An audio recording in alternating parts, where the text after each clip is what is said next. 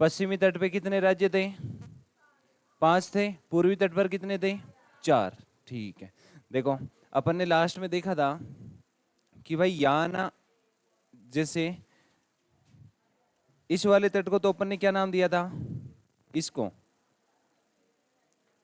है पश्चिमी तट बोले थे।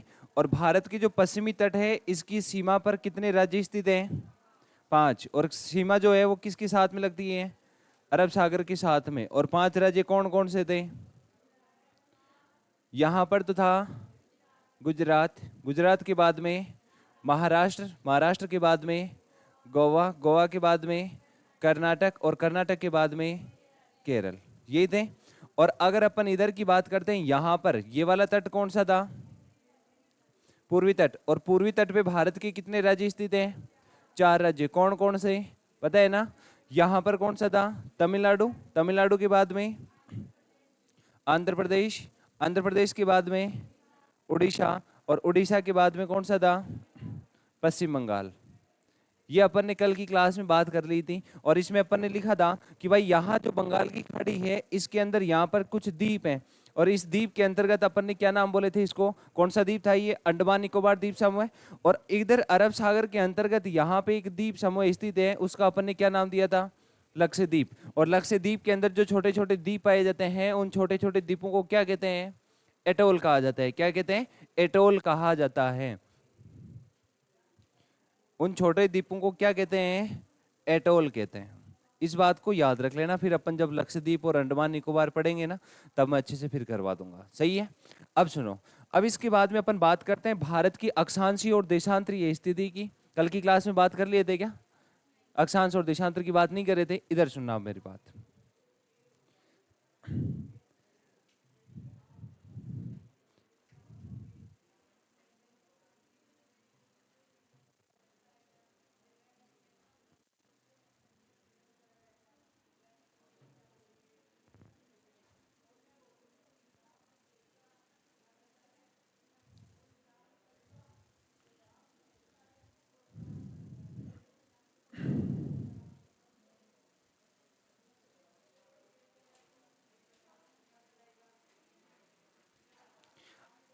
अब देखो इधर, बाद में बना लेना ना, पहले इधर ध्यान दो। ये क्या है? भारत है। और इसकी देखो यहाँ पे एक राज्य है गुजरात, और गुजरात से नीचे की तरफ जो सीमा लगती है, और एक इधर राज्य है जिसका नाम क्या है? पश्चिम बंगाल। इसके नीचे यहाँ पे जो सीमावर्ती क्षेत्र है वो किसके साथ में सीमा लगती है इसकी? यहाँ ये सीमा। अरे इधर तो देखो बंगाल की खाड़ी, और ये भाग किसका है? अरब सागर का। और मैंने बता दिया तटीय सीमा बनाने वाले राज्यों की संख्या कितनी है? टोटल 9 है। बता देंगे ना? अब सुनना, मैंने कल कहा था भाई अपन अक्षांश किसको कहते हैं, देशांतर किसको कहते हैं, ये मैंने कल आपको बात बताई थी। भाई अक्षांश तो किसे कहेंगे? उत्तर से दक्षिण की कोणात्मक दूरी को दर्शाते हुए पूर्व से पश्चिम की ओर जो काल्पनिक रेखा खींची जाती है उसे अपन क्या नाम देते हैं? अक्षांश देते हैं। और बाकी जो अपन बात करें उत्तरी ध्रुव को दक्षिणी ध्रुव से मिलाते हुए जो लाइनें बनाएंगे उसे क्या कहेंगे? देशांतर रेखा कहते हैं। ये बात पता है ना? अब सुनना, इस मैप में देखना अच्छे से।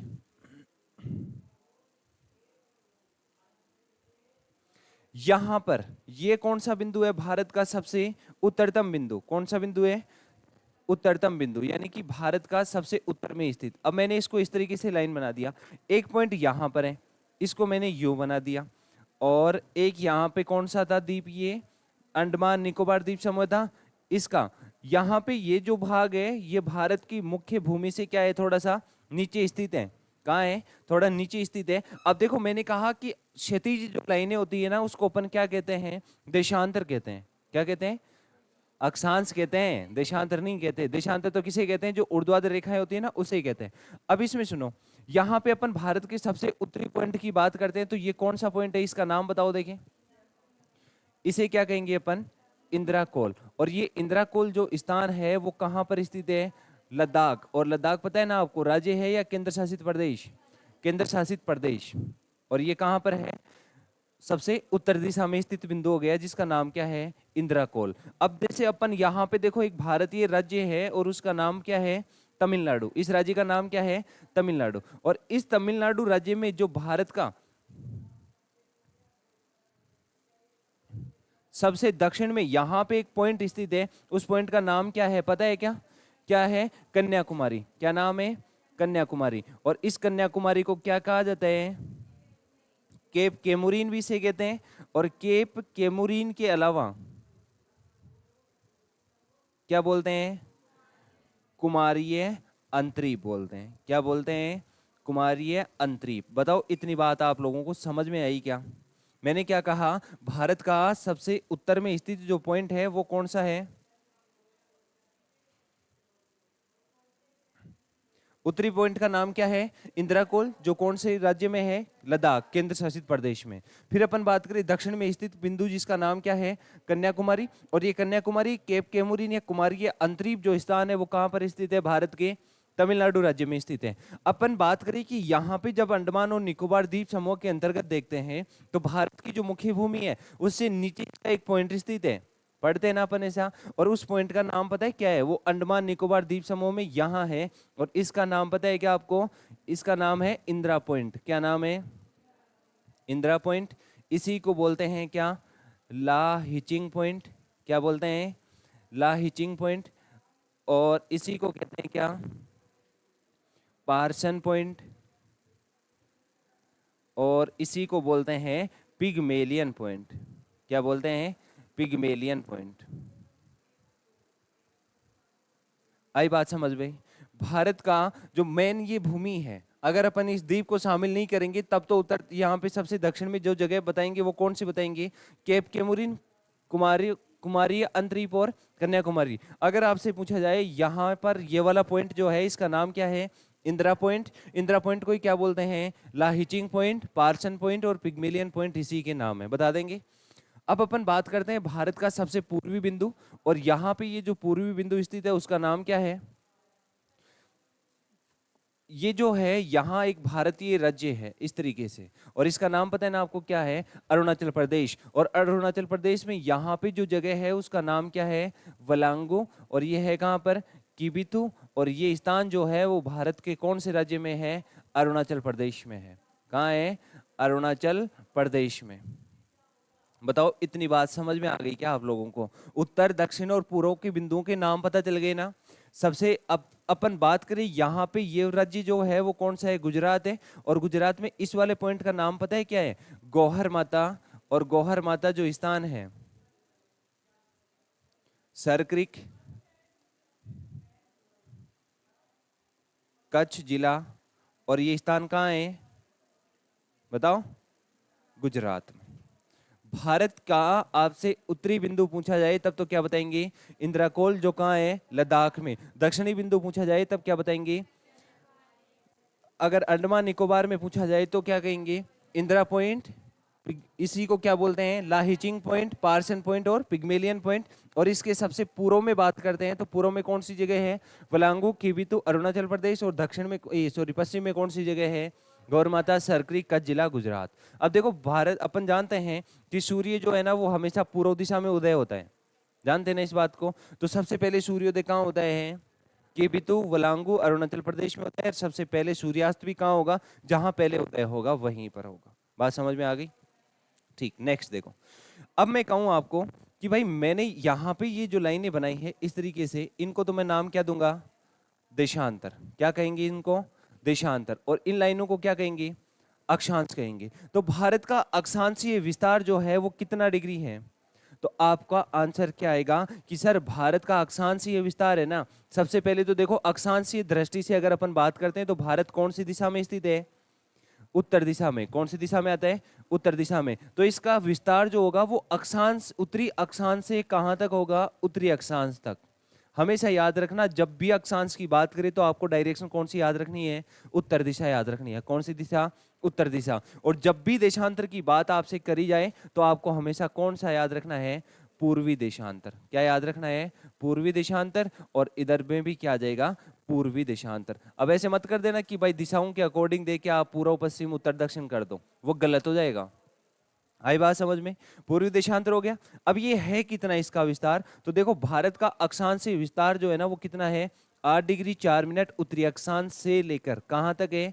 37 डिग्री 6 मिनट उत्तरी अक्षांश के मध्य है। कितना है 8 डिग्री 4 मिनट उत्तरी अक्षांश से 37 डिग्री 6 मिनट उत्तरी अक्षांश के मध्य है। तो आपसे क्वेश्चन ऐसे भी पूछा जा सकता है कि 37 डिग्री 6 मिनट उत्तरी अक्षांश पर भारत का कौन सा स्थान स्थित है? क्या बताएंगे? इंदिरा कोल। आपसे इसे पूछ ले 8 डिग्री 4 मिनट उत्तरी अक्षांश पे कौन से है? कन्याकुमारी। अब देखो सुनो, यहाँ पे ये इंदिरा पॉइंट जो स्थान है ये भारत की इस भूमि से थोड़ा सा नीचे स्थित है ना, तो ये है कितना डिग्री अक्षांश पर? तो इसमें क्या बताएंगे? 6 डिग्री 45 मिनट उत्तरी अक्षांश पर। कहां पर स्थित है? 6 डिग्री 45 मिनट उत्तरी अक्षांश पर। तो आपसे सीधा क्वेश्चन पूछा जाए कि इंदिरा पॉइंट जो है इसका अक्षांशीय विस्तार कितना है, तो क्या बताएंगे? 6 डिग्री 45 मिनट। कन्याकुमारी का कितना है? 8 डिग्री 4 मिनट। इंदिरा कोल का कितना है? 37 डिग्री 6 मिनट। अक्षांश की दृष्टि से उत्तर दिशा में, देशांतर की दृष्टि से पूर्व दिशा में। अब इसका जो देशांतरीय विस्तार है वो कितना है? 68 डिग्री 7 मिनट पूर्वी देशांतर से कहां तक है? 97 डिग्री 25 मिनट पूर्वी देशांतर। बताओ भारत का जो अक्षांश देशांतरीय विस्तार है वो कहां से कहां तक है? 68 डिग्री 7 मिनट पूर्वी देशांतर से 97 डिग्री 25 मिनट पूर्वी देशांतर के मध्य स्थित है। बता दोगे ना? अब देखो सुनो, अपन यहां से यहां तक की बात करें। अब जैसे मैं यहां पे लिखूं भारत का जो अक्षांशीय विस्तार है, देखिए आपको याद हुआ कि नहीं हुआ? अक्षांशीय विस्तार की दृष्टि से अगर अपन बात करते हैं तो भारत का अक्षांशीय विस्तार कितना है? 8 डिग्री 4 मिनट उत्तरी अक्षांश से कितना है?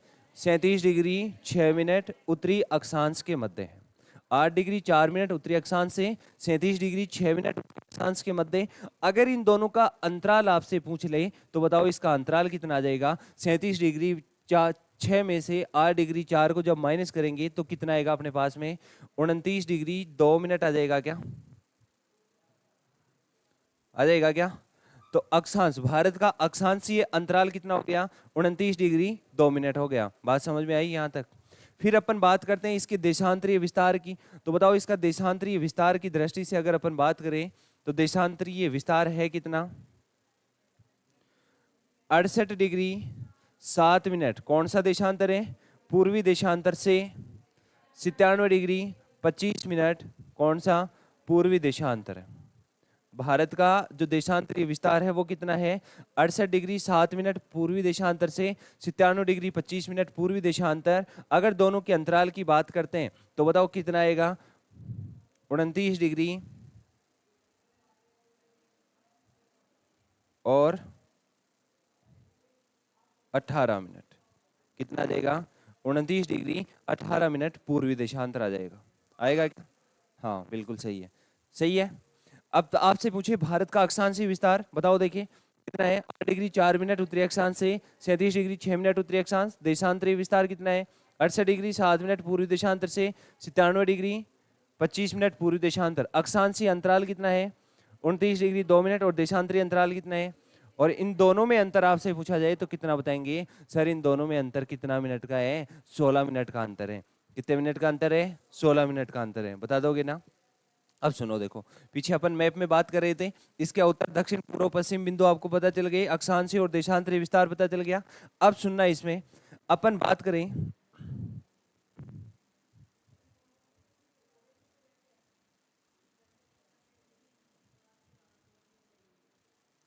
यहां से यहां तक और इधर से यहां तक। अब बताओ मैंने इन कौन कौन से बिंदु को मिला दिया? उत्तर को दक्षिण से मिला दिया।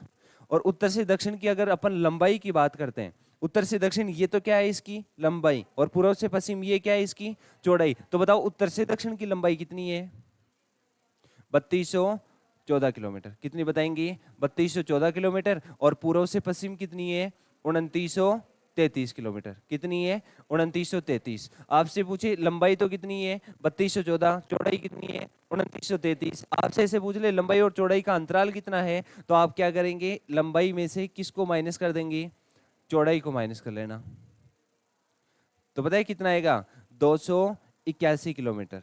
तो बताओ इसकी भारत का अक्षांशीय और देशांतरीय विस्तार जो है इसमें लंबाई और चौड़ाई का अगर अंतराल की बात करें तो वो कितना आएगा? 281 किलोमीटर। बात समझ में आई कि नहीं आई? हेडिंग लगाओ, भारत का अक्षांशीय व देशांतरीय विस्तार। भारत का अक्षांशीय व देशांतरीय विस्तार।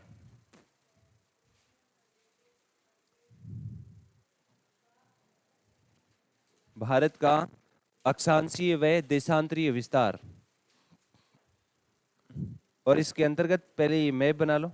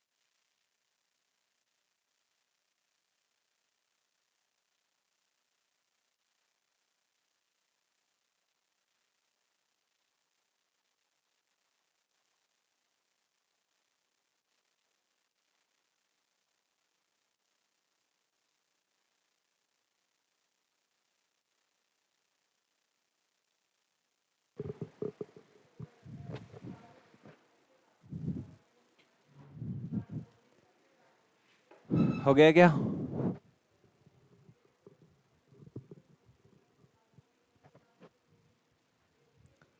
अक्षांशीय अंतराल कितना है?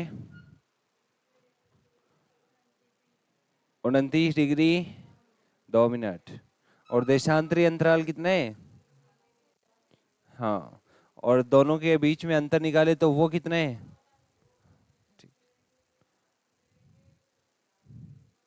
भारत का उत्तरतम बिंदु कौन सा है? इंदिरा कोल लद्दाख। दक्षिणतम बिंदु कौन सा है?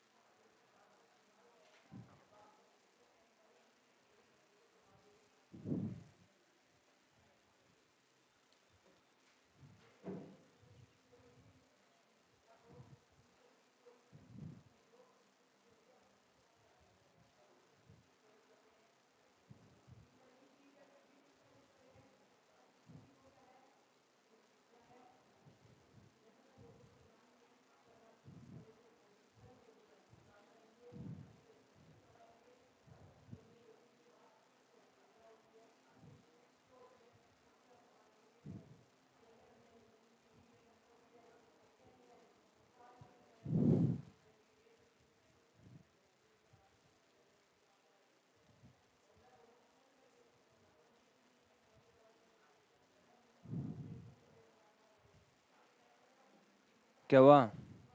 हो गया? इसको भी लिख लेना।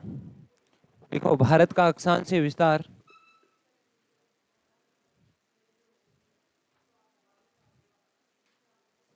भारत का अक्षांशीय विस्तार 8 डिग्री 4 मिनट उत्तरी अक्षांश से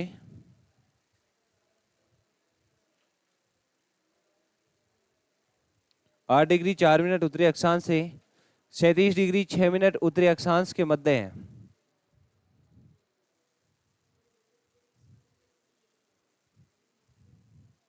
आठ डिग्री 4 मिनट उत्तरी अक्षांश से 37 डिग्री 6 मिनट उत्तरी अक्षांश के मध्य है। लिख लिया? और इसमें लिख लेना अक्षांशीय अंतराल।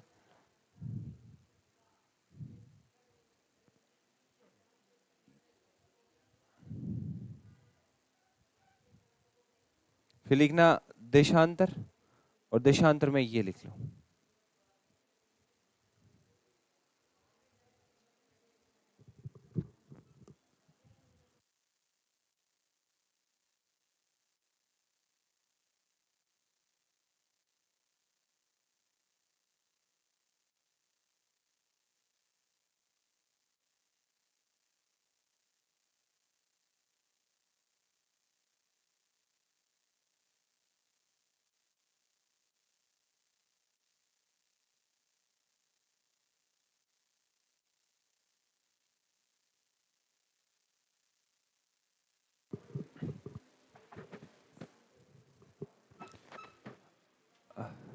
हो गया क्या? लिख लिया ये? अब देखना इधर, जैसे अपन बात करें,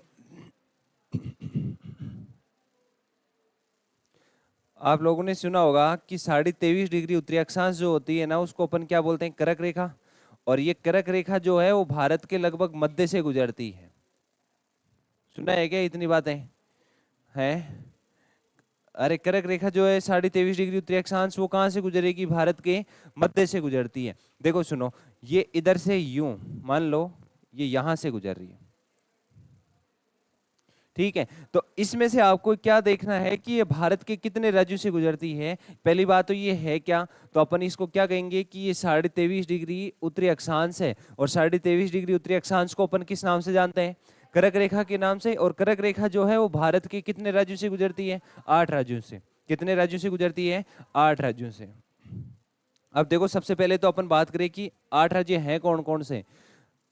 पढ़ क्या रहे हैं अपन? कर्क रेखा। और कर्क रेखा को अपन रेखा की जगह क्या शब्द काम में लेंगे? वर्त शब्द काम में लेंगे। और ये कहते किसको हैं अपन? 23.5 डिग्री उत्तरी अक्षांश को। किसे कहते हैं? 23.5 डिग्री उत्तरी अक्षांश को किस नाम से जाना जाता है? कर्क रेखा या कर्क वर्त के नाम से जाना जाता है। और ये भारत के कितने राज्यों से गुजरती है? 8 राज्यों से। कितने राज्यों से गुजरती है? 8 राज्य। 8 राज्य हैं कौन कौन से? देखो, सबसे पहले अगर अपन बात करते हैं इस मैप के अंदर, देखिएगा यहाँ पे ये वाला जो स्टेट है वो कौन सा है? गुजरात। गुजरात के बाद में राजस्थान। राजस्थान के बाद में मध्य प्रदेश। मध्य प्रदेश के बाद में छत्तीसगढ़। छत्तीसगढ़ के बाद में झारखंड। और झारखंड के बाद में पश्चिम बंगाल। ये 6 राज्य तो ये हो गए। और 7 सिस्टर्स यानी 7 बहनों के राज्यों के नाम से जिन्हें जाना जाता है, उसके 2 हैं, त्रिपुरा और मिजोरम। तो टोटल कितने हो गए? 8 राज्य। 8 राज्य कौन कौन से? गुजरात, राजस्थान, मध्य प्रदेश, छत्तीसगढ़, झारखंड, पश्चिम बंगाल, त्रिपुरा, मिजोरम। कौन कौन से हैं? तो सबसे पहले अपन बात करें कौन सा? गुजरात। गुजरात के बाद में राजस्थान। राजस्थान के बाद में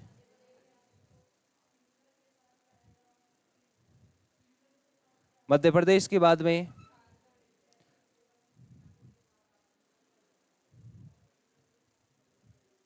छत्तीसगढ़। छत्तीसगढ़ के बाद में झारखंड के बाद में पश्चिम बंगाल। पश्चिम बंगाल के बाद में और त्रिपुरा के बाद में मिजोरम। हो गए 8 भारतीय राज्य। अब इसमें से आपको क्या याद रखना है? अब देखो सुनो, यहां ना ये राजस्थान की राजधानी स्थित है। और राजस्थान की राजधानी कौन सी है? जयपुर है। और त्रिपुरा की राजधानी की बात करें तो यहां है इसका नाम क्या है? अगरतला है। मिजोरम की राजधानी कौन सी है? आइजोल। आपको क्या याद रखना है कि राजस्थान की राजधानी जयपुर जो है ना, वो कर्क रेखा से सर्वाधिक दूर स्थित भारतीय राजधानी है। बता दोगे भारत का वह कौन सा राज्य है, या कर्क रेखा पर स्थित वह कौन सा राज्य है जिसकी राजधानी सबसे दूर स्थित है? तो आपका आंसर क्या आएगा? राजस्थान। और सर्वाधिक निकट झारखंड की राजधानी रांची है। कौन से? झारखंड की राजधानी रांची। देखो, राजस्थान की राजधानी जयपुर, त्रिपुरा की राजधानी अगरतला और मिजोरम की राजधानी आइजोल, ये तीनों राजधानियां कर्क रेखा के कौन सी दिशा में स्थित हैं? उत्तर में। और बाकी से कहाँ है? दक्षिण दिशा में स्थित है। बात समझ में आई कि नहीं आई? अगर आपसे पूछा जाए कर्क रेखा की सर्वाधिक जो लंबाई है वो कहाँ पर है? मध्य प्रदेश में। मैक्सिमम इसकी लेंथ जो है ना वो कहाँ पर है? मध्य प्रदेश में है। और अगर मिनिमम लेंथ की बात करते हैं ना तो वो कहाँ पर है? यानी कि कर्क रेखा की सर्वाधिक लंबाई तो कहाँ पर है? मध्य प्रदेश में। और न्यूनतम लंबाई कहाँ पर है?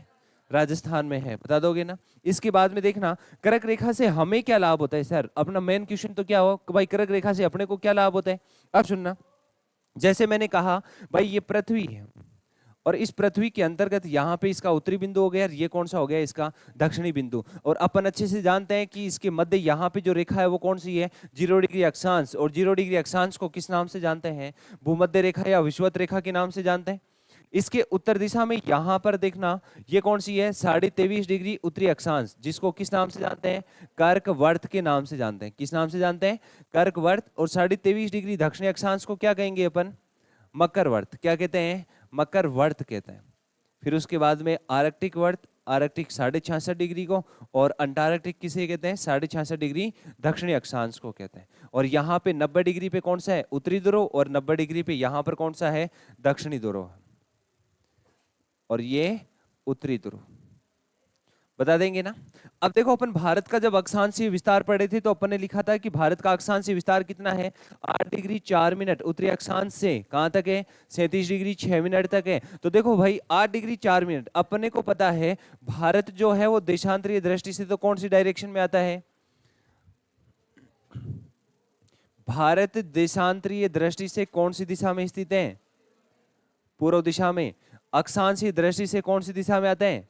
उत्तर दिशा में। तो देखो यहां पर ये 23.5 डिग्री, और ये मान लो 8 डिग्री यहां से है और 37 डिग्री यहां है, तो ये 23 डिग्री बीच में आएगा कि नहीं आएगा? आएगा ना? और अपने अच्छे से जानते हैं भाई सूर्य जो है ना वो इस 0 डिग्री से इस 23 डिग्री के बीच में चक्कर लगाता है, चाहे वो दक्षिणी गोलार्ध हो चाहे उत्तरी गोलार्ध हो। जानते हैं इस बात को? अगर ये यहाँ पे चक्कर लगाएगा तो श्रीमान यहाँ पे क्या होगा? इस भाग का तापमान जो हो जाएगा वो क्या हो जाएगा? अधिक हो जाएगा। और तापमान अधिक होने की वजह से अपन इसको कौन सा कटिबंध कहेंगे? उष्ण कटिबंधीय क्षेत्र। अपन इसकी ज्यादा जानकारी जो है ना वो कहां पर पढ़ेंगे? जलवायु वाला टॉपिक जब अपन पढ़ेंगे तब पढ़ेंगे। तो बताओ ये कौन सा कटिबंध हो गया? उष्ण कटिबंध। और अपने को पता है कि 90 डिग्री का जो क्षेत्र है वहां पे क्या ध्रुवों पे हमेशा क्या जमी रहती है? बर्फ। और बर्फ रहेगी तो वो क्षेत्र कैसा रहेगा? ठंडा। और ठंडा रहेगा तो अपन इसको क्या कहेंगे? शीत कटिबंध। क्या कहेंगे? शीत। और इन दोनों का जहां पे मिश्रित रूप पाया जाए उसे क्या कहेंगे अपन? शीतोष्ण कहते हैं। क्या कहते हैं? शीतोष्ण कहते हैं। बताओ इतनी बात समझ में आई क्या? तो मेरा कहने का मतलब ये है कि या क्या ये 23.5 डिग्री उत्तरी अक्षांश भारत को दो भागों में या दो जलवायु कटिबंधों में विभाजित कर रही है क्या? कौन कौन से? उष्ण कटिबंधीय और शीतोष्ण कटिबंधीय। तो इसमें देखो इस मैप के अंतर्गत यहां पर इस 23 डिग्री से ऊपर का क्षेत्र कौन सी दिशा है? ये उत्तर दिशा। उत्तर दिशा की ओर जो कटिबंध का निर्माण होगा वो तो कैसा होगा? शीतोष्ण कटिबंध। कैसा कटिबंध बनेगा? शीतोष्ण कटिबंध बनेगा। और अगर अपन यही बात करें दक्षिण दिशा के लिए तो बताओ यहां दक्षिण की ओर जो कटिबंध बनेगा वो कैसा बनेगा बेटा? उष्ण कटिबंध। कैसा क्षेत्र बनेगा? उष्ण कटिबंधीय क्षेत्र बनेगा। बात समझ में आई क्या? मैंने क्या कहा कि कर्क रेखा के उत्तर के अंतर्गत जो कटिबंध बनता है जलवायु कटिबंध वो कैसा बनता है? शीतोष्ण कटिबंधीय। और दक्षिण में जो बनेगा वो कैसा बनेगा?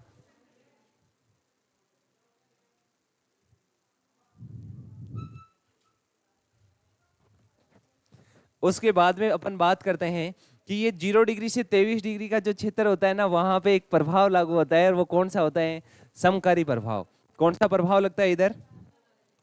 समकारी प्रभाव लगता है। और समकारी प्रभाव का मतलब क्या होता है पता है क्या? जहां पर दिन और रात के तापमान में अंतर क्या हो? नगण्य हो या न्यूनतम हो, उसे क्या कहेंगे? समकारी प्रभाव। और समकारी प्रभाव कहां लगता है? हमेशा कर्क रेखा के दक्षिण दिशा में लगता है। कहां पर लगता है? कर्क रेखा के दक्षिण में लगता है। अगर उत्तर में बात करें तो यहाँ पे कौन सा प्रभाव लगेगा? महाद्वीपीय प्रभाव लगेगा। और महाद्वीपीय प्रभाव का मतलब क्या होगा? जहां दिन और रात के तापमान में अंतर जो होता है ना, वो कैसा हो? सर्वाधिक हो, उसे क्या कहेंगे? महाद्वीपीय प्रभाव कहेंगे। बताओ, कर्क रेखा से संबंधित बातें आप लोगों को समझ में आई कि नहीं आई? मैंने क्या कहा कि कर्क रेखा जो है वो भारत के 8 राज्यों से गुजरती है। 23.5 डिग्री उत्तरी अक्षांश को अपन किस नाम से जानते हैं? कर्क रेखा या कर्क वर्त के नाम से जानते हैं। 8 राज्य कौन कौन से? गुजरात, राजस्थान, मध्य प्रदेश, छत्तीसगढ़, झारखंड, पश्चिम बंगाल, त्रिपुरा और मिजोरम। कर्क रेखा के उत्तर में 3 भारतीय राजधानियां स्थित हैं। राजस्थान की राजधानी जयपुर, त्रिपुरा की अगरतला, मिजोरम की आइजोल। से सभी राजधानियां कहाँ हैं? इसके दक्षिण में स्थित हैं। कर्क रेखा से हमें क्या लाभ होता है? तो अपने को क्या लाभ होगा कि कर्क रेखा से उत्तर तो शीतोष्ण कटिबंधीय जलवायु पाई जाती है, और इसके दक्षिण में कौन सी जलवायु पाई जाती है? उष्ण कटिबंधीय जलवायु। और बात करें अपन कर्क रेखा के उत्तर दिशा में जो प्रभाव लागू होता है वो कौन सा होता है? महाद्वीपीय प्रभाव। और महाद्वीपीय प्रभाव में दिन और रात के तापमान में अंतर क्या होता है? सर्वाधिक। इसीलिए तो अपने यहाँ पे ना दिन में कपड़े पहनने के लिए अलग हो, ठीक है, सर्दियों में अलग होते हैं, गर्मियों में अलग होते हैं, बारिश में अलग होते हैं। दक्षिण भारत में जाते हैं ना, तो उनकी वो पूरी सीजन के ना एक ही कपड़े होते हैं 12 महीने। एक ले आया टॉवल, उसको बांध लिया, वो पूरे 12 महीने की गया वो, है ना। हाँ, और इसी वजह से देखो यहाँ पर क्या होता है? फसल विविधता, ठीक है। फसल का जो प्रारूप होता है उसमें विविधता पाई जाती है। जैसे अपन उत्तर भारत की बात करते हैं, उत्तर भारत में हिमालय के अंतर्गत जो है ना, वो सेब की खेती होती है, अखरोट, बादाम, काजू, इनकी खेती होती है। लेकिन अपन बात करें, क्या यह खेती दक्षिण भारत में हो सकती है क्या? आप कहोगे नहीं होगी। क्यों नहीं होगी? क्योंकि यहाँ पर तापमान क्या रहता है? अधिक। इसलिए यहाँ की जलवायु कैसी होगी? उष्ण कटिबंधीय जलवायु। इस उष्ण कटिबंधीय जलवायु के अंतर्गत ना, इधर का जो पश्चिमी घाट है और इधर पूर्वी घाट है, इन घाट के ऊपर तापमान अधिक होने की वजह और समुद्र पास में होने की वजह से क्या होती है? बारिश होती रहती है। तो अधिकतम समय यहाँ बारिश होती है। और आपको पता है कि चाय और कॉफी की जहाँ पे खेती की जाती है उस क्षेत्र में तापमान तो क्या, बारिश क्या होनी चाहिए? अधिक। और ये खेती कहाँ पर की जाती है? सीढ़ी नुमा खेत बनाकर की जाती है। कैसे खेत बनाकर? सीढ़ी नुमा खेत। जैसे अपने घर पे सीढ़ियाँ लगी है ना छत पे जाने के लिए, एक के बाद एक, उस तरीके से बनाई जाती है और फिर खेती की जाती है। और उसके लिए पानी अधिक होना चाहिए और पानी बहता हुआ पानी होना चाहिए। तो वो बहता हुआ पानी बनाए रखने के लिए क्या करते हैं? इसको सीढ़ी नुमा बनाते हैं। इसीलिए जो है ना, यहाँ पर सांस्कृतिक विविधता भी पाई जाती है, ठीक है, जैव विविधता भी पाई जाती है, फसल प्रारूप में भी विविधता पाई जाती है। अगर भारतीय संस्कृति को कोई बचा के रखेगा तो वो कौन से लोग होंगे? दक्षिण भारत वाले। क्यों? क्योंकि उत्तर भारत वाले तो मॉडर्न हो गए, है ना। अपन देखते हैं ना, किसी को कोई जैसे मान लो पुरानी स्टाइल में कपड़े पहन रखा हो, तो अपन क्या कहते हैं? पुराना आदमी है ना। और नया पहन के रखा हो कि जाना जिसके बाजू नहीं हो, एक फटा हुआ हो पैंट हो, तो बोले यार ये मॉडर्न बंदा है ना। हाँ, लिखो, हेडिंग लगाओ, 23.5 डिग्री उत्तरी अक्षांश, स्लैश करके लिखना कर्क रेखा या कर्क वर्त। 23.5 डिग्री उत्तरी अक्षांश, कर्क रेखा या कर्क वर्त।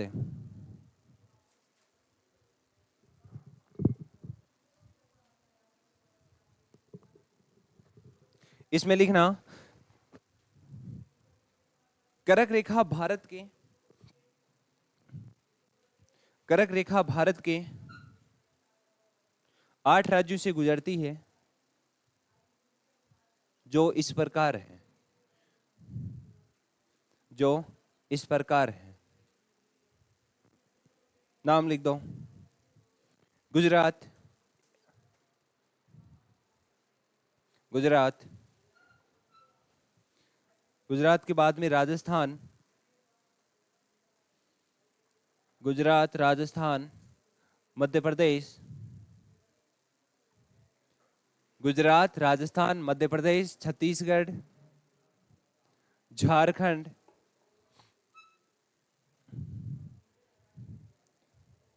पश्चिम बंगाल, त्रिपुरा, गुजरात, राजस्थान, मध्य प्रदेश, छत्तीसगढ़, झारखंड, पश्चिम बंगाल, त्रिपुरा, मिजोरम। लिख लिया? नेक्स्ट, कर्क रेखा के उत्तर में स्थित राजधानियां, कर्क रेखा के उत्तर में स्थित राजधानियां, और इसमें सबसे पहले लिख लो राजस्थान, एक तरफ राज्य लिख लो, एक तरफ राजधानी लिख दो। क्या वो, एक तरफ राज्य लिख लो, एक तरफ राजधानी लिख लो, और राज्य में लिखना सबसे पहले राजस्थान जयपुर।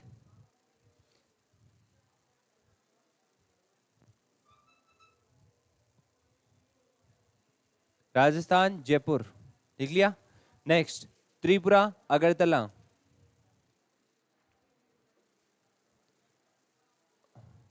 और 3 नंबर पे लिखना मिजोरम आइजोल। मिजोरम आइजोल लिख लिया। से सभी राजधानियां इसके दक्षिण में स्थित हैं। से सभी राजधानियां इसके दक्षिण में स्थित हैं। से सभी राजधानियां इसके दक्षिण में स्थित हैं।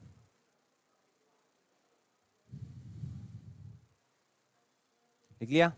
नेक्स्ट लिख लिया। नेक्स्ट लिखना कर्क रेखा से लाभ, ऐसे लिखो, एक पॉइंट और लिख दो। कर्क रेखा से दूर स्थित राजधानी जयपुर। कर्क रेखा से सर्वाधिक दूर स्थित राजधानी जयपुर। कर्क रेखा से सर्वाधिक दूर स्थित राजधानी जयपुर। सर्वाधिक निकट रांची। सर्वाधिक निकट रांची लिख लिया। नेक्स्ट कर्क रेखा से लाभ। कर्क रेखा से लाभ,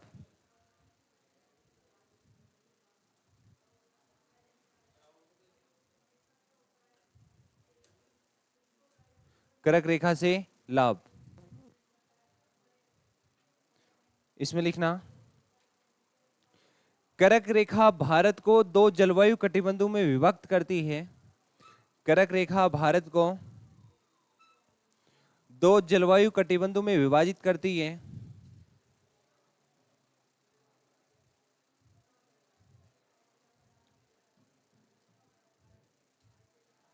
इसके उत्तर में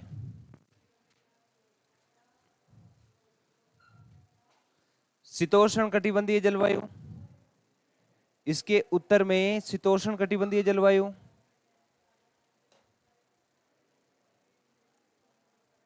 व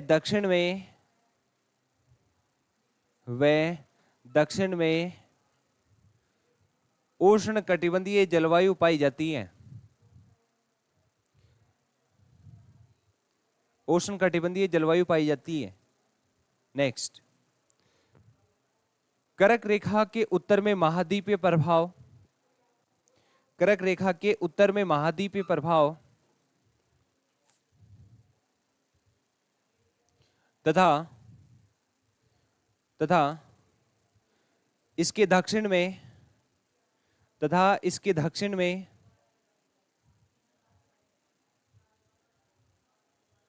समकारी प्रभाव लागू होता है। तथा इसके दक्षिण में समकारी प्रभाव लागू होता है। और नेक्स्ट लाइन में एरो का निशान लगा के लिखना समकारी प्रभाव वह प्रभाव होता है।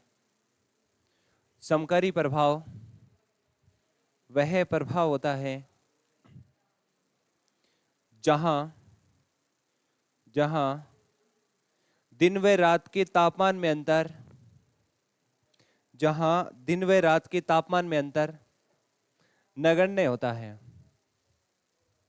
कैसे नगण्य? कैसे भाई, दिन का तापमान अगर 18 है ना, तो रात का कितना हो जाएगा? 16 हो जाएगा, इससे कम नहीं होगा। लेकिन यहाँ पे बात करते हैं ना महाद्वीपीय जो लागू होता है प्रभाव। अब अपने यहाँ पे देख लो भाई, दिन में तो तापमान 50 डिग्री तक पहुंच जाता है, 45-50 तक पहुंच जाता है, और रात को यही तापमान घट करके 25-26 तक आ जाता है।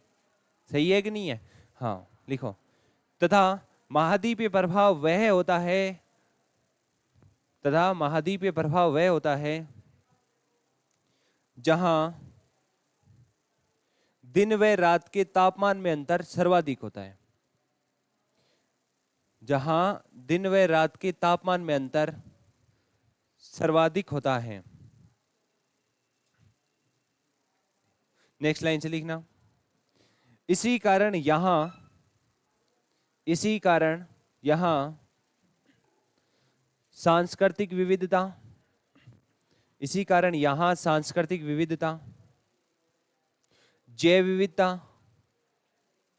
सांस्कृतिक विविधता, जैव विविधता व फसल प्रारूप में विविधता पाई जाती है। व फसल प्रारूप में विविधता पाई जाती है। ये कर्क रेखा से संबंधित कुछ महत्वपूर्ण जानकारियां थी। अब अपन कल की क्लास में बात करेंगे 82.5 डिग्री पूर्वी देशांतर, जिसको अपन भारतीय मानक समय कहते हैं। और भारतीय मानक समय रेखा आप लोगों को अच्छे से पता है भाई, देशांतर रेखाओं से अपन किसकी गणना करते हैं? समय की गणना। और कल पढ़ेंगे समय की गणना करना, ठीक है? बाकी कल।